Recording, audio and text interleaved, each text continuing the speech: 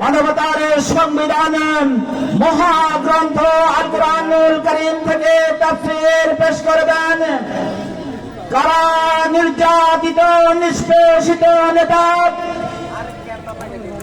জালেমের জুলুমে যিনি অতিষ্ঠ হয়েছিলেন, অন্ধকার প্রকোষ্ঠে যার জায়গা হয়েছিল শুধু কোরআনের কথা বলার জন্য, সেই কারা নির্যাতিত নেতা বিশিষ্ট ইসলামী চিন্তাবিদ মুফাসসিরে কোরআন আলহাজ হযরত মাওলানা হাফেজ মুফতি মোহাম্মদ আমির হামজা সাহেবকে আল কুরআনুল কারীম থেকে তাফসীর পেশ করার জন্য সবিনয় অনুরোধ জানাচ্ছি।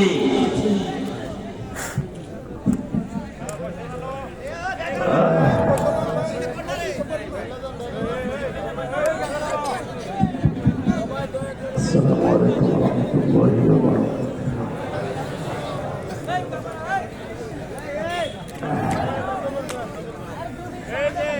বসেন, তাড়াতাড়ি বসেন।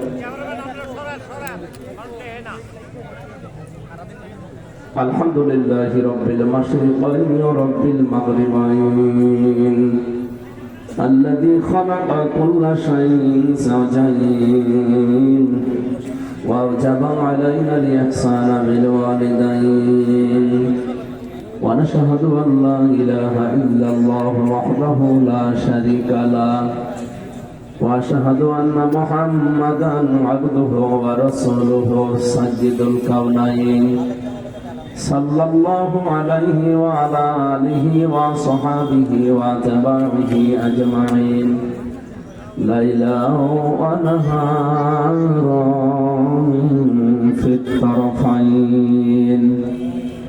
فقد قال الله تعالى في كلامه المجيد وبرهانه التوحيد: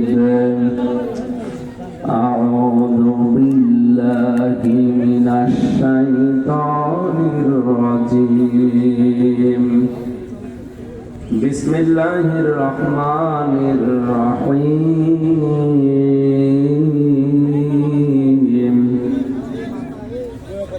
فمن الناس من يقول ربنا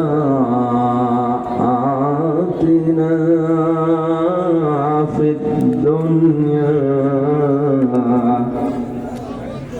وما له في الآخرة من خلاق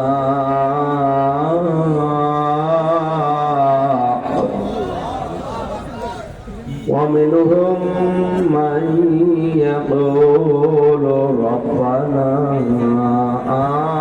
آتنا في الدنيا حسنة وفي الآخرة حسنة وقنا عذاب النار.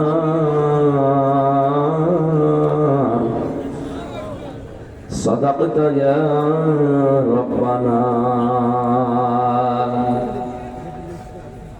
عن أبي هريرة رضي الله تعالى عنه قال: قال النبي صلى الله عليه وسلم: الدنيا سجن المؤمن وجنة الكافر. رواه ابن ماجه. وما زادهم إلا إيمانا وتسليما.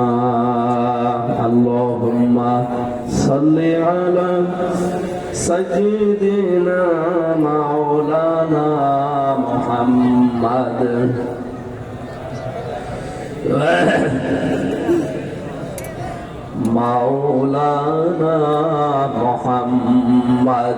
بلغ العلا بكماله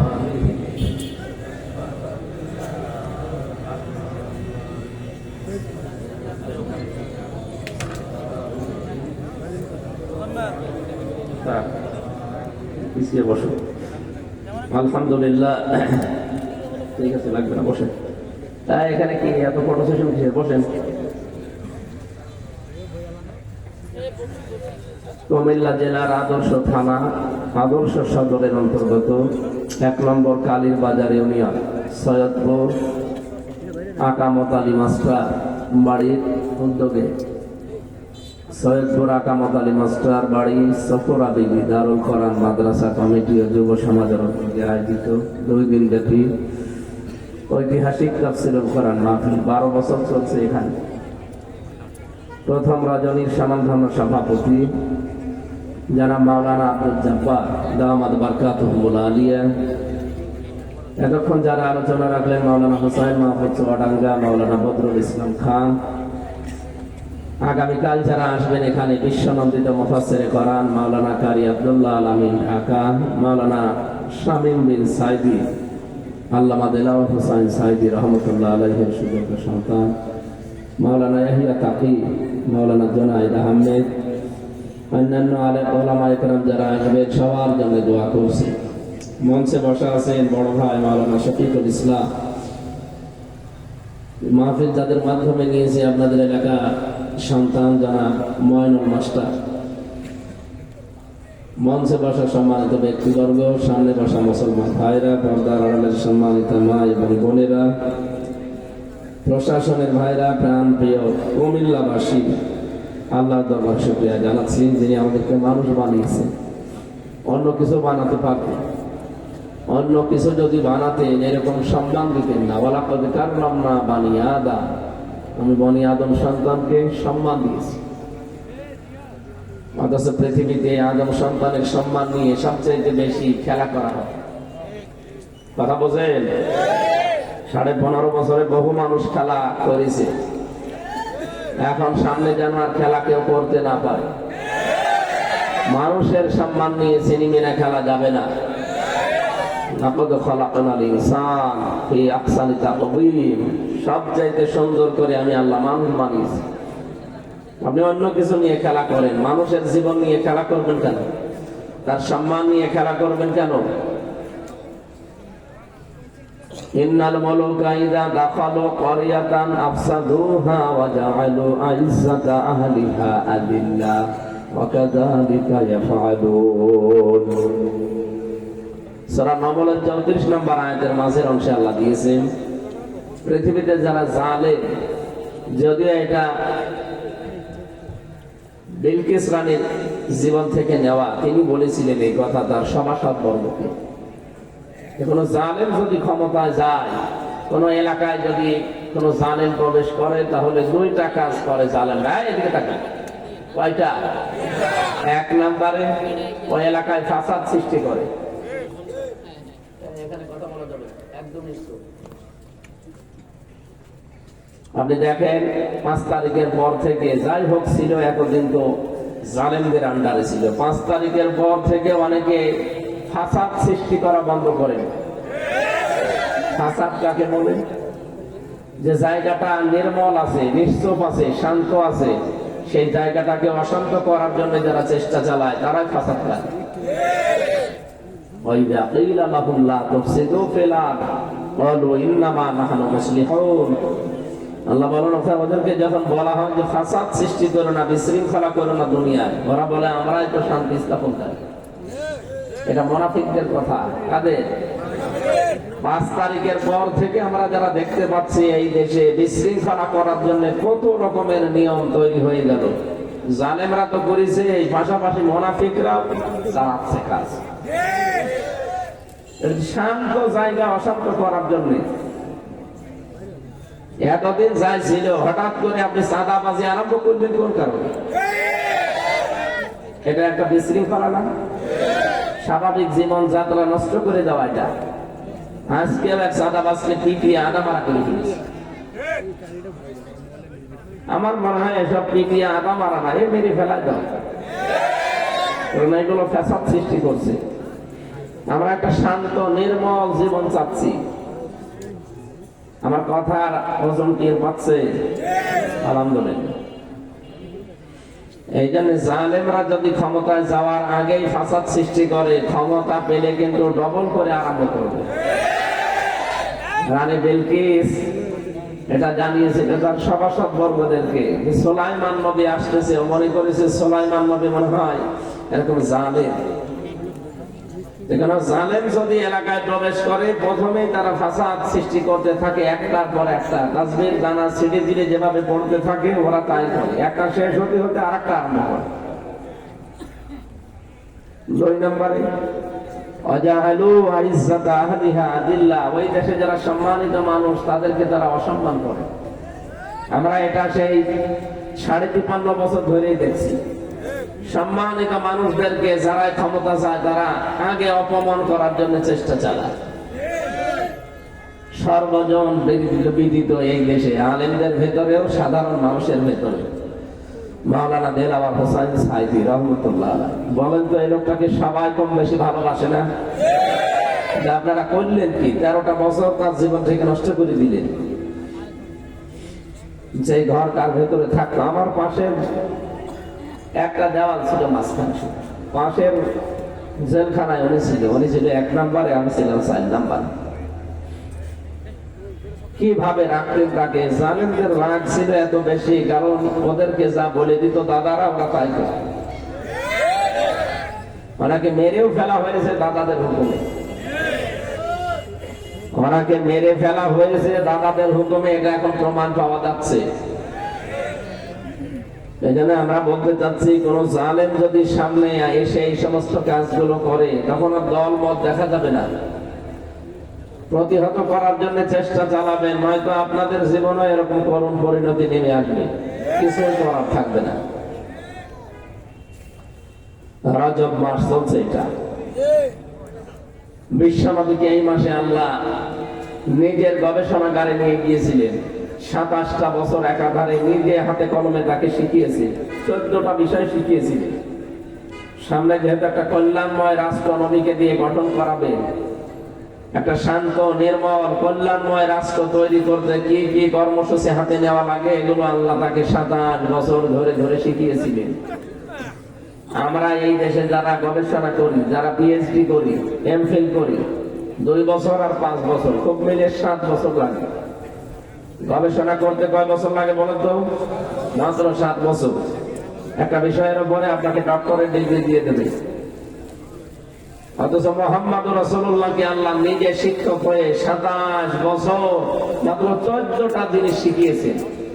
এই 14টা কাজ যদি আপনি অ্যাপ্লাই করতে পারেন, ব্যক্তি, পরিবার, সমাজ এবং রাষ্ট্রের ভেতরে তারা যদি মেনে নেয়, আমি আল্লাহ গ্যারান্টি দিলাম ওটা কল্যাণময় রাষ্ট্র গঠন হয়ে যাবে।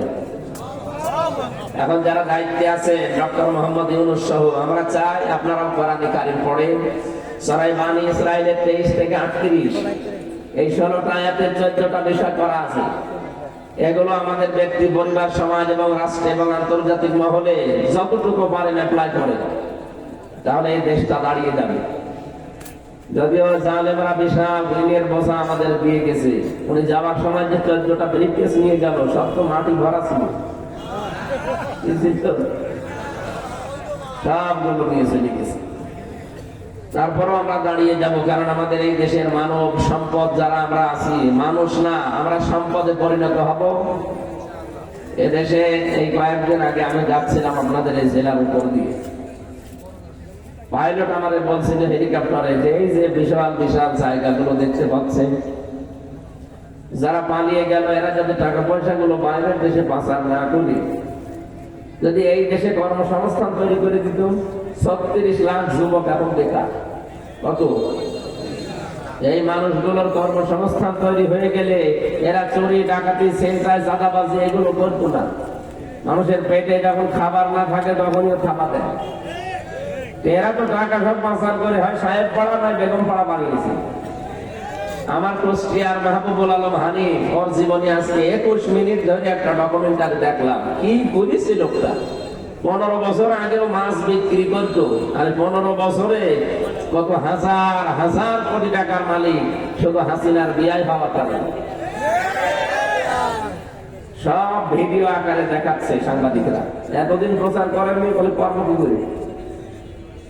এখন সুযোগ পেয়েছে, কানাডায় কি বাড়ি বানিয়েছে, ওই যদি কিয়ামত পর্যন্ত হায়াত পায় আর যদি বৈধ উপায় করে ওই বাড়ি বানানো ওর দ্বারা সম্ভব না।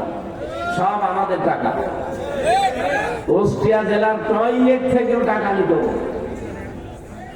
যে পৌরসভার যে টয়লেট আছে না, ওখানে যারা টয়লেট করতে যাবে 5 টাকা দিয়ে, 2 টাকা দিয়ে, পোশাকে 2 টাকা, পায়খানায় 5 টাকা, ওখান থেকেও টাকা ভাগ না। এই টাকা দিয়ে গড়েছিল বিশাল সাম্রাজ্য। আগে ছেলে মেয়ে আর বউকে পাঠিয়ে দিয়েছে, পরে এই যে পালিয়েছে। আমি মালয়েশিয়া গিয়েছিলাম কয়েকদিন আগে, দেখি এখানে সাহেব পাড়া আছে। ওই শয়তানরা তো আর সাহেব পাড়ায় থাকে না, থাকে না হোটেলে। যেই হোটেলে উঠে নিচে নেমে দেখি 2 শয়তান বসে চা খায়। ঈদ এখানে হুজুর আমরা আগে পালিয়েছি, দিনকাল ভালো না বুঝতে পারছিলাম, এই জন্য আগেই পালিয়েছি। কেন সাহেব পাড়ায় থাকবেন না? না, ওখানে থেকে মায়ের খাবো। এদেশেও বাঙালি আছে, ওখানে তালা মারা সব। যদি দেখে যে বাড়িতে আমরা আছি, পিটিয়ে ভক্ত মারিয়ে ফেলবে। কি করলেন আপনি? টাকাগুলো যদি দেশে কাজে লাগাতেন, এভাবে পালানো লাগতো না। আর এই মানুষগুলোকে বাইরে যে অনেকে ঝাড় দেয়, রাস্তা ঝাড়ু দেয়, টয়লেট পরিষ্কার করে, বাংলাদেশ থেকে যারা বাইরের দেশে যায়, বহু মানুষকে আমি দেখেছি। এরকম কাজ বাইরে যে করা লাগতো না, নিজের দেশে অন্তত সম্মানজনক একটা কর্মজীবন তৈরি হতো। তারপরও শয়তানরা যখন সব নিয়ে গেছে, এখনো যা আছে, আমাদের 18 কোটি মানুষের 36 কোটি হাত আছে।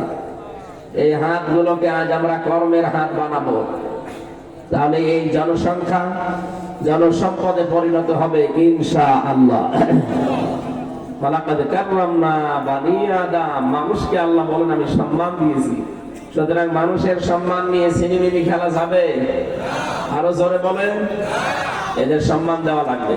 সম্মানিত মানুষদেরকে যারা সম্মান দিতে চান না, আল্লাহ উল্টা করে তাদেরকে ওই বিপদে ফেলে। এই যে কুমিল্লা জেলা না, এটা এর পাশের জেলা চাঁদপুর, ওখানে আল্লাহর এক মহিলা ওলি ছিল, বলতো ফিটনেস বিহীন বিএনপি, লাইসেন্স বিহীন জামাত।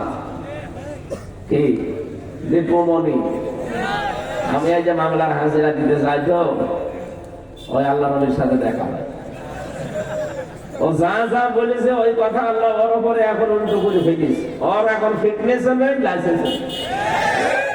চেহারার যা অবস্থা, ফিটনেস আছে শুকিয়ে গেছে, আর লাইসেন্স তো নেই।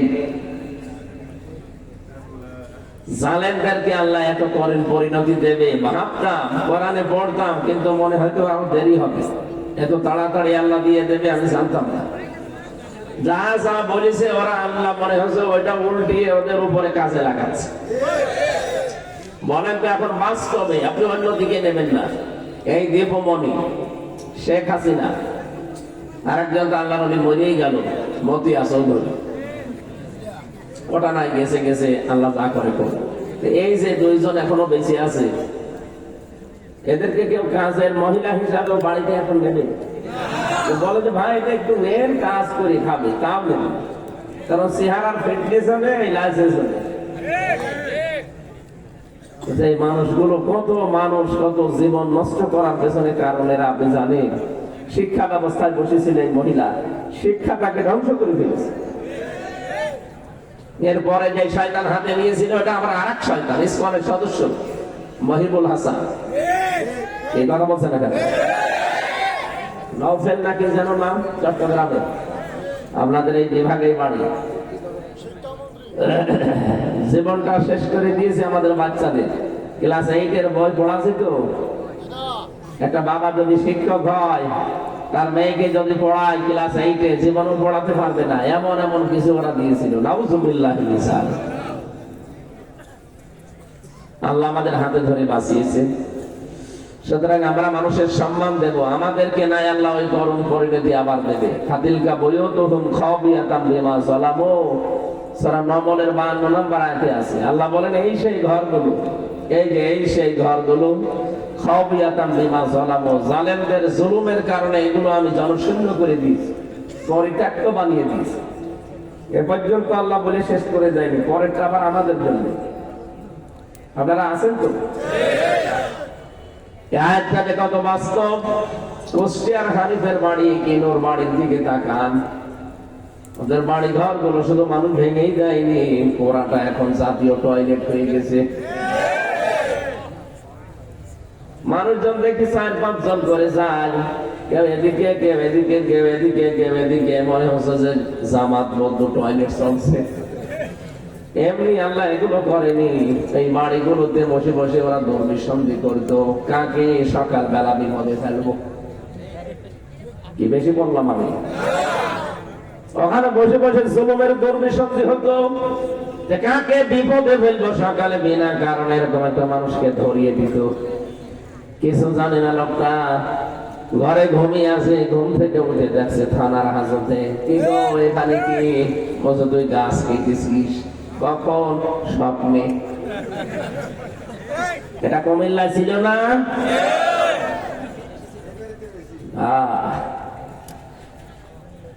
আমারও নিয়ে আসলো বাড়ি থেকে কুষ্টিয়ার সে হালসা ডাবিরা ভিটা, সেখান থেকে নিয়ে এসেছে। পরের দিন পেপারে শয়তানরা দিয়েছে, ওনারা আমরা চোর হাঁস থেকে নিয়েছি। পুরাটা মিথ্যা কথা। তো মিথ্যা ওরা বলে কি করি? শয়তান মাঝে মাঝে আমার মনে হয় চিন্তা করতো যে আল্লাহ আমি এই দেশে থেকে করবো, আমার থেকে বড় বড় শয়তান এখানে আছে, আমিও জীবনে এত মিথ্যা কথা বলি, আমি অন্য দেশে যাই।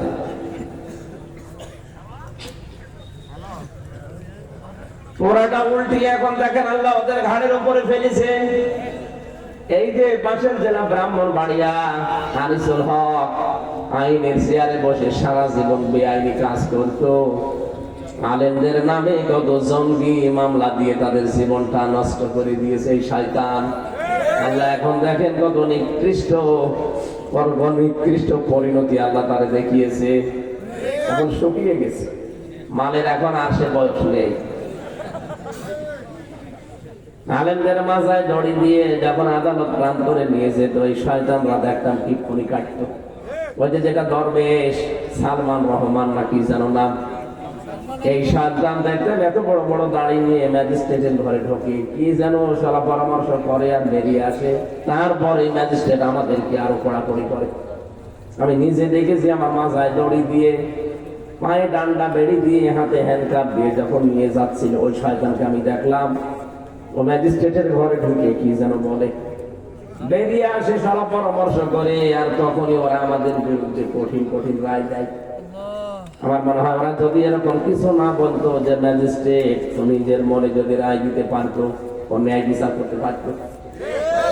ওই একই ম্যাজিস্ট্রেট 5 তারিখের পরে আমার মামলা তুলেছি, শুধু মামলাটা হাতে নিয়ে বলছে কি দেখে রায় দেবো, এর ভেতরে তো কোনো মাল দেখি না, জান সব আমি খারিজ করে দিলাম।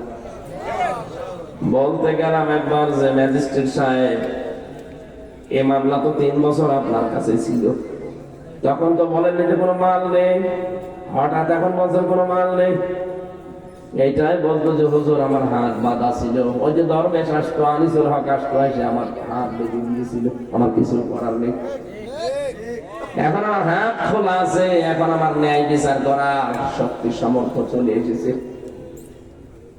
এর প্রমাণ আমি নিজে জেলখানায় পেয়েছিলাম। যে ম্যাজিস্ট্রেট আমার 164 নিয়েছিল বানিয়ে বানিয়ে, নিজে নিজে উল্টা পাল্টা লিখেছে দেশের বিরুদ্ধে, আকিজ গ্রুপের বিরুদ্ধে, জামাত ইসলামের বিরুদ্ধে, শিবিরের বিরুদ্ধে লিখে আমার সই করতে বলেছে। বললাম কি এটা? বলছে আপনি কালকে বেরিয়ে যান। অথচ ওর ভেতরে সব দেশ বিরোধী কথা ছিল। 13টা পয়েন্টে ওরা লিখে লিখে আমার সই করে, আমি তো বুঝতাম না 164 লিখে নিয়ে আমার বলছে যান নিচে, আপনার মেয়েরা এসেছে, কান্নাকাটি করছে, আপনার বাবা মা এসেছে, আপনি চলে যাবেন। ও যে এত বড় ধোঁকাবাজি করবে আমি তো টের পাই। পরে শুনলাম যে 164 এটা সব ওরা নিজেরা বানিয়ে লিখে আমার নামে চালিয়েছে, আমার সইটা নেই। পরবর্তীতে জেলখানায় যে দেখি কয়েকদিন পরে ওই শয়তান ম্যাজিস্ট্রেট ধরতেছে, কি এখানে কি? হুজুর আমার বউ আমার যৌতুকের মামলা দিয়েছে। ঠিক বুঝি বলছে আমার ঘর দোয়া দিয়ে না, এটা আমার কিছু করার না, উপর থেকে আমার স্বরাষ্ট্র মন্ত্রণালয় আইন মন্ত্রণালয় থেকে যা বলতো আমি তাই করতাম। তাহলে যাই শুনে একজন মানুষের জীবন নষ্ট করবে। এই ছিল দেশের বিচার ব্যবস্থা।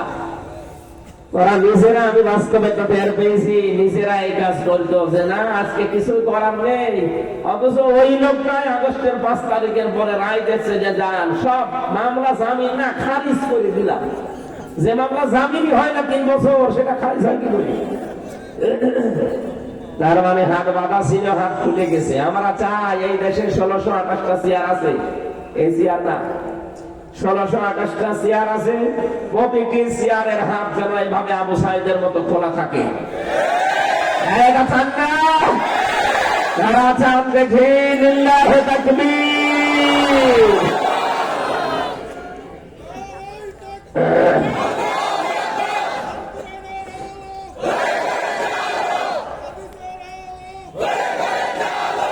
আলহামদুলিল্লাহ ভাই, আমার ভাইরা, আল্লাহ এখানে যেন হাতের আঙ্গুল যে এভাবে দেখাচ্ছে, এখানে কত আলেম বসে আছে দেখেন। ফাতিলকা বয়ুত বাইতুন জান্নি, বয়ুত বহু বছর, হোম মানে তাদের। আল্লাহ বলেন এই সেই ঘরগুলো খাওয়াবিয়াতান আমি জনশূন্য করে দিয়েছি, বিমা জলাম, এদের জুলুমের কারণে। আমি হানিফের বাড়ি, ইনুর বাড়ির কথা বললাম এই কারণে দুইটা আমি দেখেছি। বাকি সারা দেশের 630টা থানা কম বেশি জালেমদের বাড়ি ঘর আমি দেখতে চাই, একটু যে দেখি যে কিচ্ছু নেই, পায়খানার ফ্যান পর্যন্ত খুলি নিয়ে চলে গেছি। আপনাদের এই জেলার এই যে লালমাই, লাকসাম, এখানে 2 জন পরপর মন্ত্রী ছিল, ওদের বাড়ি ঘর যে দেখে, বাড়ি ঘর গুলো এখন জনশূন্য পরিত্যক্ত হয়ে গেছে। কত রাগ ছিল মানুষের বলেন তো, বাড়ি ঘরে নিয়ে পর্যন্ত মানুষ যদি খুলি নিয়ে চলে যায়। আল্লাহ বলেন এটা করেছিলাম এই কারণে, কারণ যে জায়গায় জুলুম হয়, অত্যাচার হয়, ওই জায়গাটা অভিশপ্ত হয়ে যায়। কিন্তু দুঃখজনক হলেও সত্য, এই আজকে দেখলাম আয়না ঘরের দৃশ্যগুলো অনেকে এখন রং করে মুছে দিয়েছে। ওখানে অনেক কয়েদি যারা 14 বছর, 12 বছর, 10 বছর গুম হয়েছিল আয়না ঘরে, তারা কত কিছু লিখে রেখেছিল, ওই কথাগুলো দেখলাম মুছে দিয়েছে। আজকে ব্যাপারে ছবি বেরিয়েছে। কেন মুছে দিলেন? জালেমদের এই নিশানাগুলো মোছা ঠিক হয়নি, এগুলো দিয়ে বিচার করার দরকার। কত কঠিন বিষয়। মার বাবাকে এক রুমে আটকে রেখে, দুধের শিশুকে আর এক রুমে রেখে দুধ খেতে দেয়নি মাই, এই মহিলা। আন্তর্জাতিক রিপোর্ট বের হয়েছে কালকে, যে ছেলে মেয়েকে দুধ পর্যন্ত খেতে দিত না বাচ্চাদের। মা বাবাকে ব্ল্যাকমেল করে বলতো এটা বলা লাগবে, নয়তো আপনার ছেলে মেয়েকে দুধ খাওয়াতে পারবেন না। কত নিচে নেমেছিল মানুষ। আমি নিজে দেখেছি এই আঙ্গুলগুলো মানুষের নখ এত বড় বড় হয়েছে, এই নখ গুলো দিয়ে তারা দেয়ালে সেয়ালে এইভাবে লিখে রাখতো ভাঙ্গা ভাঙ্গা অক্ষরে, যে ভাই যদি কেউ বাইরে যেতে পারে এই নাম্বারটা জানাবেন যে আমি বেঁচে আছি। আজ 5 বছর, 7 বছর, 10 বছর পড়ে আছে, কেউ জানে না। এমন কেউ যে কোথায় আছে তাও জানে না। ভাঙা ভাঙা অক্ষরে দেখলাম লিখে রাখতো যে ভাই আমি যদি কেউ বাইরে যেতে পারেন আমার এই নাম্বারটা একটু জানিয়ে দেবেন, যে আমি আজ 6 বছর আছি জানি না, কিন্তু আমি বেঁচে আছি। আর মানুষ এখন এই জালেমের পক্ষে সাফাই গায়, কি করেছে বউ পালিয়ে যাওয়া লাগবে। শয়তান তোমার সাথে তো হয়নি, আমি নিজে ভিকটিম, আমি টের পাই। আমার ওই কথাগুলো মনে উঠলে এখনো গা শিউরে ওঠে। 3টা বছর আমার ফাঁসি কন্ডেম সেলের ভেতরে 24 ঘন্টা তালা লাগানো। কারারক্ষে আমার জন্য 2টা বরাদ্দ ছিল, আবার সিসি ক্যামেরা দিয়ে রাখতো, আমার সাথে কেউ যেন কথা না বলে। কেন আপনি এগুলো করলেন? কি লাভ পেয়েছেন? এখন তো নিজে দেশে থাকতে পারলেন না। যা অবস্থা করে গেছে, মরণের আগে আর দেশে আসতে পারবে? মানুষ পিটিয়ে ভক্ত বানিয়ে ফেলবে। আর 5 মিনিট থাকার আহ্বান করছিলেন, যে আর 5 মিনিটে আমি একটু বক্তব্য দেবো। 5 মিনিট হলে একেবারে আলু ভর্তা হয়ে যেত। সেদিন এই যে মৌলভী বাজারে যাবার সময় হেলিকপ্টারের যে পাশে যে দরজা আছে ওটা তো হুক সিস্টেম, আমি শুধু হাত দিয়েছি, পাইলট আমাকে বলছে ওখানে বেশি হাত দেবেন না, খুলে গেলে কিন্তু পড়ে যাবে। আমার মনে মনে হচ্ছিল আল্লাহ ওরা 2 বোন পালিয়ে গেল, খুলে যেত একটু, যদি খুলে যেত তাহলে কি হইতো গো। আর যদি আমার সামনে পড়তো, 2 জন আমি একেবারে আল্লাহর ওলি বানিয়ে ফেলতাম। এর পরের অংশটা যেহেতু আমাদের জন্য, সেজন্য পরের অংশটা আমি বলছি। এবার আলেম যারা আছেন তারা ভালো করে খেয়াল করবেন। কোন সূরা বললাম যেন? সূরা নমল, 19 নাম্বার পারা, 20 নাম্বার পৃষ্ঠা, 7 নাম্বার লাইনের 52 নাম্বার আয়াত, শেষের অংশে পাবেন। ইন্না ফি যালিকা লায়াতাল লিকাওমিন ইয়ালামুন। রব্বুল আলামিন বলেন, অবশ্যই এর ভেতরে শিক্ষা আছে, যারা জ্ঞানী তাদের জন্য লামে তাকিদ আছে। এখানে কি শিক্ষা নেওয়া লাগবে আজকে? জালেমদের এত বড় শিকড় যদি আল্লাহ কেটে ফেলতে পারে, বলেন তো কত বড় গভীর শিকড় ছিল জালেমদের। কোনদিন ওরা ভেবেছে যে 41 সালের আগে ওদের কিছু হবে? ভাবেও নাই।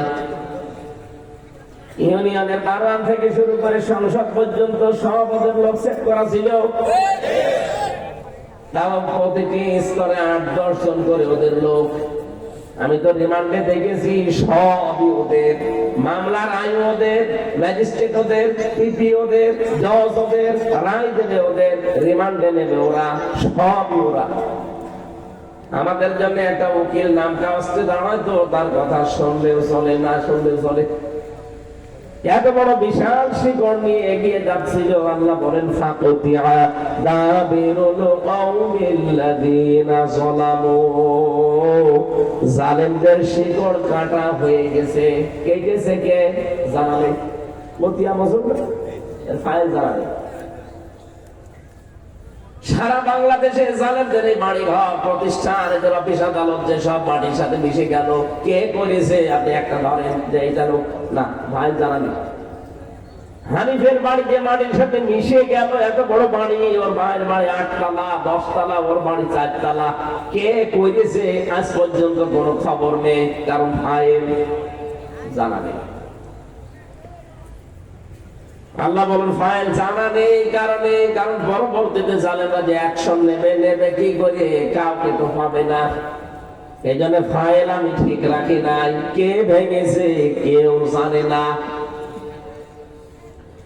আমি যদি এত বড় শিকড় সব উল্টিয়ে ফেলতে পারি, নাম না জানা অবস্থায়, আগামীতে যারা চেয়ারে বসবেন তারা যদি জালেম হয়, তাদের বাড়ি ঘর 5 বছর পরে শ্মশান হয়ে যাবে। এখানে হিসাব নিকাশ করে পথ আগাবেন। অনেকে তো পাগল হয়ে গেছে, টের পাচ্ছেন কিছু বাস্তবতা। তারেক জিয়া ওখান থেকে পাগল হয়ে গেল যে কি শুরু করেছে এরা। মনে হচ্ছে ক্ষমতায় আমরা চলে এসেছি। অত সহজ না। এদেশে ইসলামপন্থী সব এখন এক হয়ে যাচ্ছে। আমেরিকার একটা আন্তর্জাতিক রিপোর্ট পেয়েছিল আপনি, গোয়েন্দা সংস্থা। ওরা তো খ্রিস্টান, ওরা আন্দাজে রিপোর্ট বানায়নি। ওরা কি আমার মামাতো ভাই? ওরা রিপোর্ট দিচ্ছে কি, এই দেশে তৃতীয় এক শক্তি ইসলামপন্থী যারা, তাদের জাগরণ হচ্ছে, এরা সামনে রাষ্ট্র ক্ষমতায় বসতে যাচ্ছে। এমনি এমনি বলে না। আগস্টের 5 তারিখের আগে এই দেশে মাত্র 100 জনের 15 জন মানুষ চাইতো যে দেশে ইসলাম কায়েম হোক। এখন মানুষ 100 জনের 58 জন চাচ্ছে এই দেশে ইসলাম কায়েম হোক। এদেশে সব এখন এক হয়ে যাচ্ছে। এক করে দেখছে কে? আল্লাহ। দেখেন সব এক হয়ে যাবে। অথচ কিছু মানুষ এই দৃশ্য দেখে তারা পাগল হয়ে গেছে। তাদের এখন আর কিছু করার নেই, তারা আন্দাজে মিথ্যা ছড়াচ্ছে। যে পশু পাগলা একজন আছে এই কিশোরগঞ্জে, আগে ছাত্রলীগের সভাপতি ছিল, হাসিনা নমিনেশন হয়নি, ওটা দল পাল্টিয়ে যোগ দিয়েছে আর এক দলে। ফজলুর রহমান, নাম হচ্ছে ফজলু পাগলা। ও বলছে এই দেশে ইসলামপন্থী যারা আছে, বাইরের দেশের মুসলমানকেও যদি নিয়ে আসে, সব মিলিয়ে এরা 10 ভাগ ভোট পাবে। আরে ভাই, ভোটে 15 বছর হয়েছে, আপনি আন্দাজে বলেন কেন? ভোট দিয়ে দেখেন কয় ভাগ পায়। আন্তর্জাতিক রিপোর্ট কিছু খেয়াল করে না, আন্দাজে মানুষকে এখন দেখছে যে কিছু করার নেই, তো উল্টা পাল্টা বলে একটু সাহস নিয়ে যা থাকা যায়।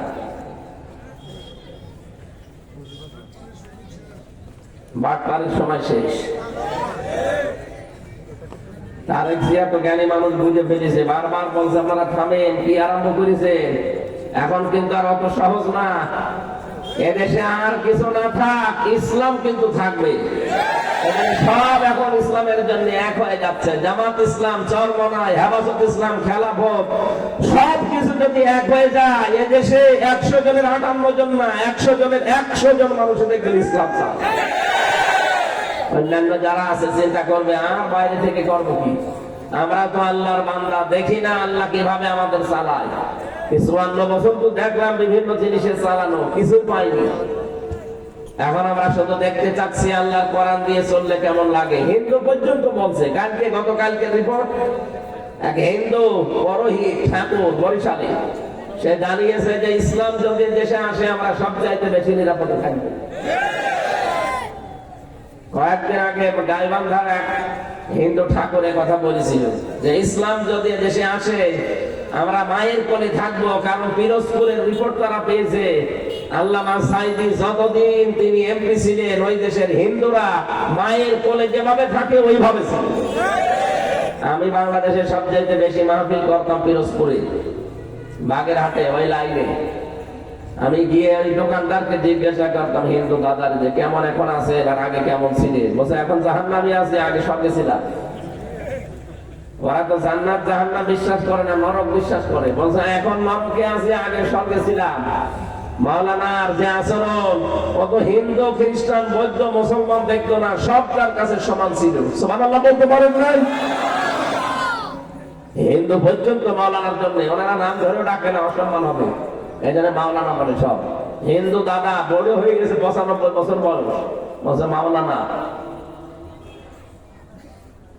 আমরা দেখতে পাচ্ছি যেহেতু আল্লাহ আমাদের দেখাবেন, সূরা কাসাসের 6 নম্বর আয়াতে আপনি পাবেন, অনুমাক্কিনা লাহুম ফিল আরদ, এই জমিনে আমি আল্লাহ শাসন ক্ষমতা এদেরকে দেব, কারণ এরা নির্যাতনের স্টিম রোলার এদের উপরে চলেছে।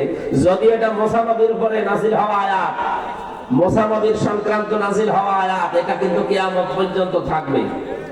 অনুমাক্কিনা লাহুম ফিল আরদ, আমি জমিনে তাদেরকে শাসন ক্ষমতায় বসাবো। কেন বসাবো জানো? অনুরিয়া ফিরাউনা ও হামানা ও জুনুদাহুমা মিনহুম মা কানু ইয়াহজানুন, আমি ফিরাউন হামান আর তার সৈন্য বাহিনীকে দেখাতে চাই যাদেরকে তারা বেশি ভয় পেত, তাদেরকে আমি জমিনে ক্ষমতা দিয়ে ওদেরকে দেখাবো। 53 বছরে একটা দলকে তারা সবচেয়ে বেশি ভয় পেত, এই জালেমরা। কথা বলেন না কেন? আল্লাহ যেন এখন হাতে করে তাদেরকে জমিনের শাসন ক্ষমতা দিয়ে দেখাতে চাচ্ছেন। আর কোরআনের কথা 100% সত্য হবে, আল্লাহ দেখাবে। আমরা ওই দেখার আশায় আছি। কথা বলেন। আল্লাহ যেন চর্মচোখে 56,000 বর্গ মাইল তার কালাম দিয়ে চলছে, এটা দেখে মরার তৌফিক দেন। আর ওই ছেলে বলেন আমিন। এই জন্য মানুষকে সম্মান দিয়ে শিখতে হবে, যেহেতু সম্মানিত জাত আমরা, সম্মানিত সৃষ্টি আমরা। দরুদ আর সালাম পাঠ করে কোরআনে কারীম থেকে তেলাওয়াতকৃত আয়াতের উপরে মেসেজ করে কথা বলবো। তাফসীরুল কোরআন মাহফিল লিখে দিয়েছেন আপনারা। অসুস্থ অবস্থায় আছে, আমি এখনো আসার সময় বড়ি খেয়ে আসলাম, গা ঘামতেছে এই কারণে, 2-3 দিন জ্বর তো। সূরা বাকারা থেকে 200 এবং 201 এই দুইটা আয়াত পড়েছি, সামনে রাখবো। কোরআন আর হাদিস দিয়ে বাস্তবতার সাথে মিলিয়ে আমরা এই আয়াত থেকে তাফসীর আকারে কথা শুনতে চাই। আছেন তো আপনারা? আছেন না? জবান খুলে তেলাওয়াত করেন। আউযু বিল্লাহি মিনাশ শাইতানির রাজীম। এই বসেন, বসেন। বিসমিল্লাহির রহমানির রহিম। ফামিনান নাসি মান ইয়াকুলু রব্বানা আতিনা ফিদ দুনিয়া ওয়া মা লাহু ফিল আখিরাতি মিন খালাক। রব্বুল আলামিন বলেন, মানুষের ভেতরে অনেক মানুষ এমন আছে তারা এই কথা বলে, হে আমাদের রব, আমাদেরকে দুনিয়া দিয়ে দাও। কি দাও? দুনিয়ায় আমাদেরকে দিয়ে দাও। আমা লাহু ফিল আখিরাতি মিন খালাক, এদের জন্য আখিরাত বলতে আর কিছু নেই, কোনো অংশ আমি আর বাকি রাখি না। এই জন্য আমরা শুধু দুনিয়া না, আমাদের কথা কেমন হবে আল্লাহ পরের আয়াতে দিয়েছেন, আমিনহুম মান ইয়াকুলু রব্বানা আতিনা ফিদ দুনিয়া হাসানাত মানুষের ভেতরে এমন মানুষ আছে তারা এই কথা বলে, হে আমাদের রব, দুনিয়ায় হাসানা দাও, কল্যাণ দাও, স্বস্তি দাও, শান্তি দাও, নিরাপত্তা দাও। অফিল আখিরাতি হাসানা, আখিরাতে কল্যাণ, শান্তি, স্বস্তি, নিরাপত্তা দিও। ওয়াকিনা আযাবান নার, জাহান্নামের আগুন থেকে আমাদেরকে বাঁচাও। এখান থেকে দুইটা বিষয় আমরা পেয়েছি। এক নম্বরে যারা দুনিয়া চান, আল্লাহ তাদেরকে যতটুকু আছে ভাগ্যে ওইটা দিয়ে দেয়, কিন্তু আখিরাতে তাদের কোনো অংশ আল্লাহ বাকি রাখে না। আমরা কি দুনিয়াদার? আর আসতে বলেন, নবীজি আয়াতের ব্যাখ্যায় জানিয়েছেন, তোমরা দুনিয়ার সন্তান হয় না, তোমরা আখিরাতের সন্তান হও। পৃথিবী কিন্তু কারো জন্য আপন না। এই দুনিয়াকে আপনি যত আপন করতে চাবেন, দুনিয়া আপনার জীবনও আপন হবে না। বিশ্বনবী উদাহরণ দিতে গিয়ে জানিয়েছেন, একটা লোক নদীর পানিতে, সমুদ্রের পানিতে নেমেছে। পানিতে নামার পরে দুই হাত দিয়ে পানি বেশ শক্ত করে, মজবুত করে, খামচা দিয়ে পানি ধরেছে। ও যখন হাত তুলবে, নবীজি বলেন, দেখো তো ওর হাতের ভেতরে আর এক ফোঁটা পানি বাকি আছে কিনা। হাতের আঙ্গুলের কর দিয়ে, ফাঁকা জায়গা দিয়ে সব পানিগুলো খেয়ানত করে বেরিয়ে যাবে। পৃথিবী ঠিক এইরকম, যত আঁকড়িয়ে ধরবেন মজবুত ভাবে, আস্তে আস্তে সব হারিয়ে ফেলবেন। এ দুনিয়াকে আপনি যত আপন করতে চান, পৃথিবী কিন্তু অত আপন আপনাকে মনে করে না। পৃথিবী থেকে এখনই যদি মাওলানা শফিকুল ইসলাম বিদায় নেয়, এ দুনিয়ার কোনো কিছু আসে যায় না। ঠিক দুনিয়া চলবে, ওনার জায়গায় আর একজন এসে বসবে। কথা বলেন না কেন? এজন্য পৃথিবী আমাদের কারো জন্য আপন না। আমাদের আপন একটা জায়গা আছে, বিশাল জীবন পড়ে আছে আমাদের। হাতায় বলে দুনিয়া কিছু দরকার নেই, তা না। দুনিয়াতে যতটুকু লাগবে আপনি ওই পরিমাণে নিয়ে সন্তুষ্ট থাকবেন। কেউ যদি দুনিয়ার এই পরিমিত বিষয়গুলো পরিমিত ভাবে ব্যবহার করে যেতে পারে, মহান আল্লাহ তার জন্য 3টা পুরস্কারের ব্যবস্থা করেছেন। দুনিয়া লাগবে না তা না, লাগবে, কিন্তু যতটুকু দরকার ততটুকু। আমার জামার হাতাটা টাকান যতটুকু আছে, ঠিক আছে না? কথা বলে না কেন? এখন যদি এটা আমি এই পর্যন্ত দেই, মানুষ আমার বলবে পাগল। এটা যদি আবার এই পর্যন্ত দেই, মানুষ বলবে পাগল। কিন্তু এটা যতটুকু আছে, এটা ঠিক আছে। পৃথিবীতে আমরা যারা চলছি, ঠিক এইভাবে চলা লাগবে, যে যতটুকু দরকার ততটুকু, বেশিও না কমও দরকার নেই।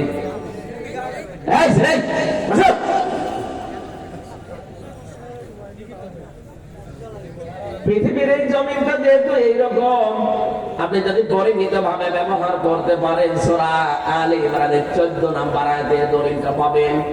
আল্লাহ কয়েকটা জিনিসের নাম দিয়ে বলেছেন, এগুলো মানুষের কাছে আকর্ষণীয়।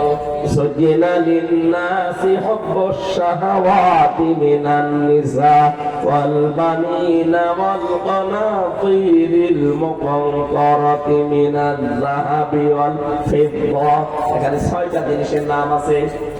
এই 6টা জিনিসের প্রতি আসক্তি, ভালোবাসা, মহব্বত আমি আল্লাহ তৈরি করে দিয়েছি।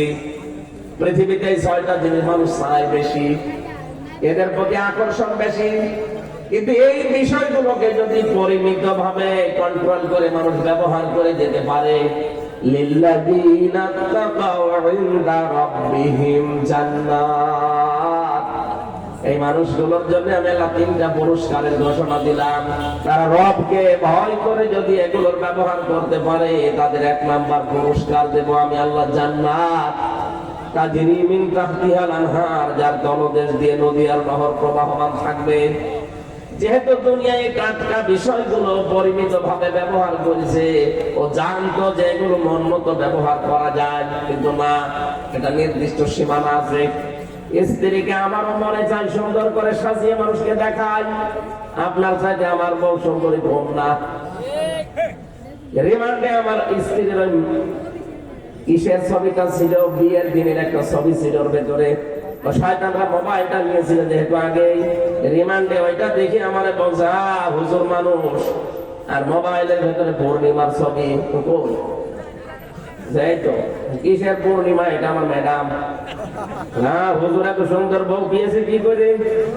দাঁড়ান, আপনার বউ তুলে নিয়ে আসবো। হ্যাঁ, এইভাবে বলছি। আমার 11 ঘন্টা টাইমে লেগেছিল মাথায় দৌড় দিয়ে। সর্বশেষ আমাদেরকে বলেছে যে যেগুলো লিখে দিলাম এগুলো ম্যাজিস্ট্রেটের কাছে যে বলবেন না, এই মিথ্যা কথা আমি বলতে পারবো না। তখন ওই মোবাইল দেখিয়ে বলছে যে মাটির নিচে তো কিছু তো জানি না, 4 ওয়াক্ত নামাজ আমি পড়তেও পারি না, ইশারায় পড়েছি, কয়টা যে বাজে আমি তাও জানতাম না। বলছে এই যে পূর্ণিমার ছবি মোবাইলে, বললাম এটা আমার বউ। বলছে দাঁড়ান আমি এই বউ এবার তুলে নিয়ে আনবো। তখন বললাম যে যা ভাল লাগে, কি করবো বলেন তো, অসহায় না কেউ আছে আমার আশেপাশে, সব ওই জানে না। আমার ভাইরা এই জন্য এটা সাজিয়ে গুছিয়ে যদি দেখানোর বিষয় হতো আমিও দেখাতে পারতাম। আমার মনে চায় যে আপনার বউকে যেভাবে আপনার মেয়েকে আপনার পুত্রবধূকে মানুষকে দেখিয়ে শান্তি পান, আমার মনে চায় না নিষেধ কার? আরো জোরে বলেন। এই দেশের ধনী মানুষ যারা দেখি, অধিকাংশ ধনী মানুষদের জামা দামি হয়, শার্ট, মোবাইল দামি হয়, ঘড়ি দামি হয়, গাড়ি দামি হয়, বাড়ি দামি হয়, শুধু বউ আর মেয়ে কম দামি হয়। এদের মেয়েদের, এদের বউদের, এদের পুত্রবধূদের কোন জায়গায় কি আছে অনেকে চোখে ক্যামেরা দিয়ে সব একবারে ফ্ল্যাশ মেরে নেয়। কেন? এটা কি দেখানোর বিষয় দুনিয়ায়? এটা দেখানোর বিষয় আছে শুধু আপনার জন্য, যার বউ সে দেখবে। কথা বলেন ঠিক কিনা? এটা আপনি ব্যবহারটা করলেন সুন্দরভাবে, সঠিকভাবে, উল্টা পাল্টা ব্যবহার করেননি, এই কারণে আল্লাহ আপনাকে 3টা পুরস্কার দেবেন। এমন জান্নাত আল্লাহ আপনার জন্য বানিয়ে রাখেন, দেখছেন যে জান্নাতের তলদেশ দিয়ে নদী আর নহর প্রবাহমান থাকবে। কয়দিন আপনি থাকতে পারবেন? খালিদিনা ফিহা, চিরকাল। কতদিন? ওয়াজওয়াজুম মুতাহহারা, আল্লাহ বলেন পবিত্র স্ত্রী তোদেরকে দেওয়া হবে। এই মুতাহহারা শব্দের ব্যাখ্যায় আমি পড়েছি, পৃথিবীতে যত সুন্দরী মহিলা হোক 100 ভাগ পবিত্র কোন মহিলা আছে? আজকে বলেন। উপরে ফিটফাট দেখতে কি হবে, ভেতরে সতর্ক। তার হাতে, কানে, নাকে, মুখে, শরীরের বিভিন্ন জায়গায় ময়লা ভরা। আল্লাহ বলেন এমন আজওয়াজ, এমন স্ত্রী আমি বানিয়ে রেখেছি তোদের জন্য। ওইরকম স্ত্রী যদি পৃথিবীতে একবার মুখ বের করে থুতু নিক্ষেপ করে, তামাম দুনিয়ার পানি সব মিষ্টি হয়ে যাবে। কোনদিন ওই মেয়েটা, ওই হুর, ওই স্ত্রী তোর উপরে রাগ করবে না। এখানে যত বড় আলেম হোক, স্বামী স্ত্রীর ভেতরে কোনোদিন ঠোকাঠুকি হয়নি এমন মানুষ পাবেন? এই যে এটাতে জিজ্ঞেস করেন, যত ভালো মানুষই মনে করেন না কেন, প্রত্যেকের ঠোকামুখি আছে। স্ত্রীর 100 ভাগ মন পাওয়া সম্ভব না। আল্লাহ বলেন এই নিয়ামতটা আমি নিজে বানাবো জান্নাতে, ওয়াজওয়াজুম মুতাহহারা। কোনদিন তোর বউ, তোর স্ত্রী তোর উপরে কোনদিন রাগ করবে না, মনোমালিন্য হবে না। জোরে বলেন সুবহানাল্লাহ। এটা যে কত বড় জরুরি দামি জিনিস, কত দরকারি জিনিস, আমরা যারা বিবাহিত তারা টের পাই। আজ হাজারো পরিবারে স্ত্রীর মন খারাপ থাকার কারণে স্বামীর আয়ু কমে যাচ্ছে। কারণে অকারণে স্ত্রী কথা বন্ধ করে দেন। কি কথা বলছে না কেন? আর মেয়ে লোক যদি কথা বন্ধ করে দেয় বাড়িতে, ওই পরিবারের মতো এরকম অশান্ত পরিবারে দুনিয়ায় আর নেই। একটা ঘটনা পড়েছিলাম, স্ত্রীর সাথে কথা বলে না স্বামী, কি শাড়ি কেনা নিয়ে। স্বামী বলছে ঠিক আছে আমারও কথা বন্ধ, তুমি যদি নিজের থেকে কথা না বলো সাথে আমিও বলবো না। এই রাতের বেলা শীত চলছে, স্ত্রীর কাছেও থাকে না, বাইরে থাকে। খড়পোটায় আগুন লাগিয়ে লাগিয়ে খড়পোটার আগুনের তাপ নেয়। আল্লাহর ইশারা 3 দিনের মাথায় একদিন খড়পোটার আগুন বেয়ে বেয়ে ওর লুঙ্গিতে নিয়ে গেছে, অত টের পাইনি। স্ত্রী জ্বালানোর ফাঁকা দিয়ে তাকিয়ে দেখছে আগুন লেগে গেছে জায়গায়। চিন্তা করছে এখন যদি কথা বলি তাহলে আমার প্রেস্টিজ নষ্ট হবে, কথা বলবো না, যাক ও পুড়িয়ে যায় যাক। আমার মনে মনে ভাবে ওর যদি পুড়িয়ে যায় তাহলে আমার কি হবে।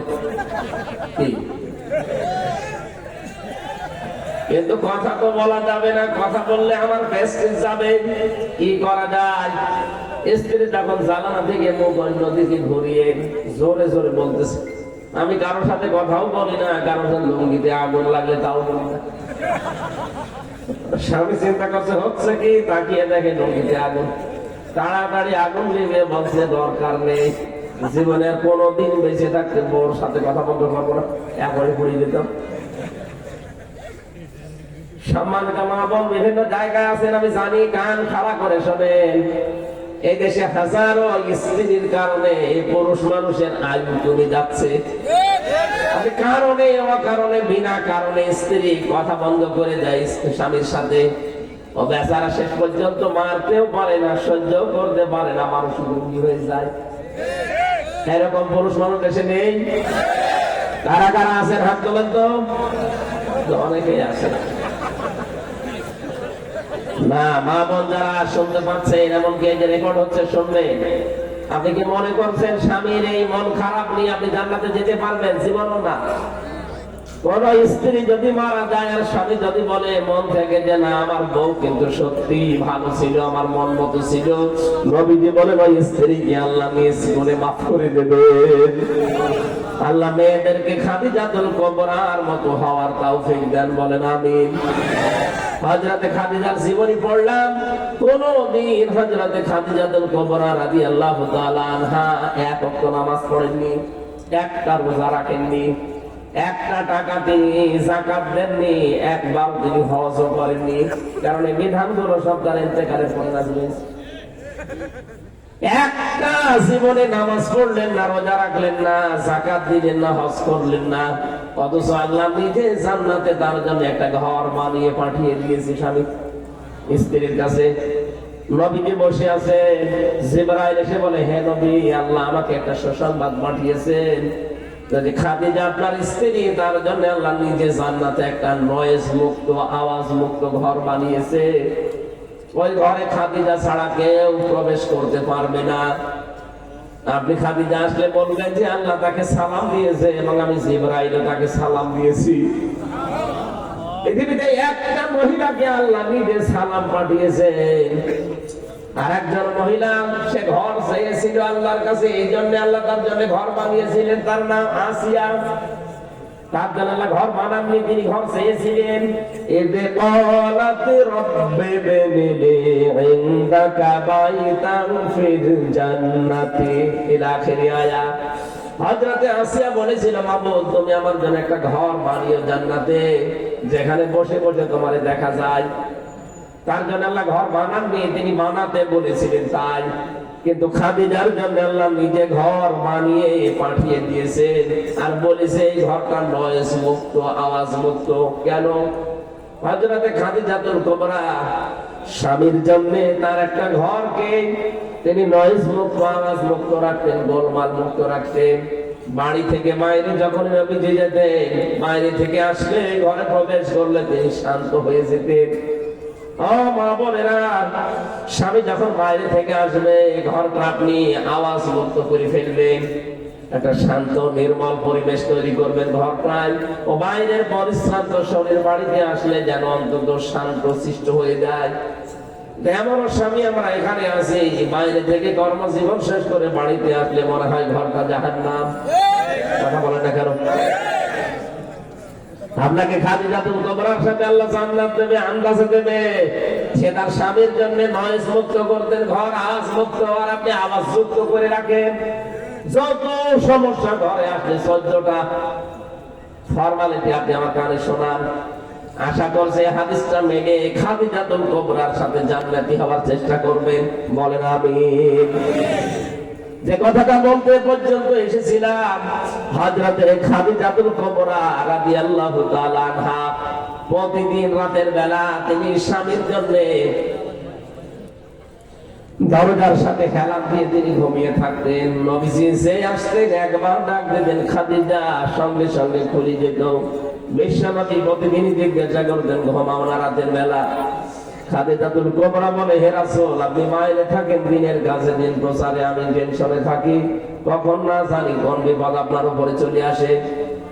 বাড়িতে আসার পরে যদি বারবার ডাকতে থাকে, উঠতে আমার দেরি হয়ে যেতে পারে, এই জন্য যতক্ষণ আপনি বাড়ি না আসেন ততক্ষণ ঘুম লাগলেও আমি দরজার সাথে হেলান দিয়ে ঘুমাই। আল্লাহ এই কাজটা এত বেশি পছন্দ করেছেন স্বামীর পেছনে শ্রম দেওয়ার জন্য, যে জান্নাতে আল্লাহ ঘর বানিয়ে তার সুসংবাদ দুনিয়ায় পাঠিয়ে দিয়েছে। বলেন সুবহানাল্লাহ। এই জন্য স্ত্রীর কাজ হচ্ছে আজওয়াজুম মুতাহহারা, জান্নাতে আল্লাহ এমন পবিত্র স্ত্রী দান করবেন যে কখনো আপনাকে টেনশন দেবে না, আপনাকে আওয়াজ নয়েজ এগুলো দেবে না, সব সময় আপনার উপরে সন্তুষ্ট থাকবে। এরকম বউ পাওয়া যায় কত বড় নিয়ামত।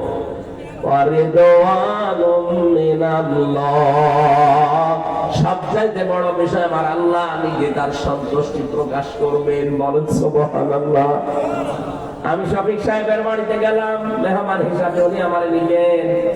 বাড়িতে যে সালাম দেওয়ার পরে বসিয়েছে, উনি যদি আমার উপরে রাজি খুশি না থাকে, ঠিক আছে এসেছে আর কর্ম কি, খাবারের থালা প্লেট নিয়ে বসে খাবে, আমার তো ভালো লাগবে।